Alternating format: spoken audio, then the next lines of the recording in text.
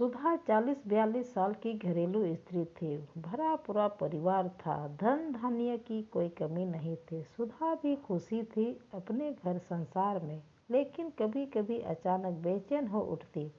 इसका कारण वह खुद भी नहीं जानती थी। पति उससे हमेशा पूछते कि उसे क्या परेशानी है, पर वह इस बात का कोई उत्तर न दे पाती।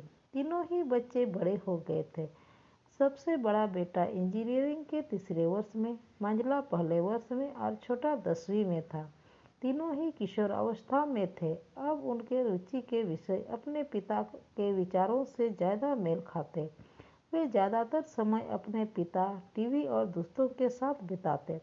सुधा चाहती थी कि उसके तीनों बेटे उसके साथ कुछ समय बिताएं, पर उनकी रुचियां कुछ अलग थी। अब वे तीनों ही बच्चे नहीं रह गए। धीरे धीरे वह पुरुष बनते जा रहे थे। एक सुबह सुधा ने अपने पति से कहा, मेरी खुशी के लिए आप कुछ करेंगे? पति ने कहा, हाँ हाँ, क्यों नहीं, तुम कहो तो सही। सुधा सहमते हुए बोली, मैं एक बेटी गोद लेना चाहती हूँ। पति को आश्चर्य हुआ, पर सुधा ने कहा, सवाल जवाब मत करिएगा प्लीज। तीनों बच्चों के सामने भी यह प्रस्ताव रखा गया। किसी ने कोई आपत्ति तो नहीं की, पर सबके मन में सवाल था, क्यों?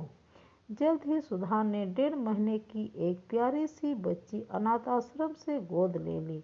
3 बार मातृत्व का स्वाद चखने के बाद भी आज उसमें वात्सल्य की कोई कमी नहीं थी। बच्ची के आने की खुशी में सुधा और उसके पति ने एक समारोह का आयोजन किया। सब मेहमानों को संबोधित करते हुए सुधा बोली, मैं आज अपने परिवार और पूरे समाज के क्यों का जवाब देना चाहती हूँ। मेरे ख्याल से हर घर में एक बेटी का होना बहुत ज़रूरी है। बेटी के प्रेम और अपनेपन की आर्द्रता ही घर के सभी लोगों को एक दूसरे से बांधे रखती है। 3 बेटे होने के बावजूद मैं संतुष्ट नहीं थी। मैं स्वयं की परछाई इनमें से किसी में नहीं ढूंढ पाती। बेटी शक्ति है, सृजन का स्रोत है।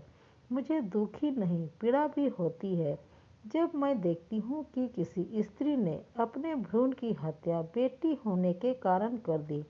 मैं समझती हूँ कि मेरे पति का वंश जरूर मेरे ये 3 बेटे बढ़ाएंगे, पर मेरे मातृत्व का वंश तो एक बेटी ही बढ़ा सकती है।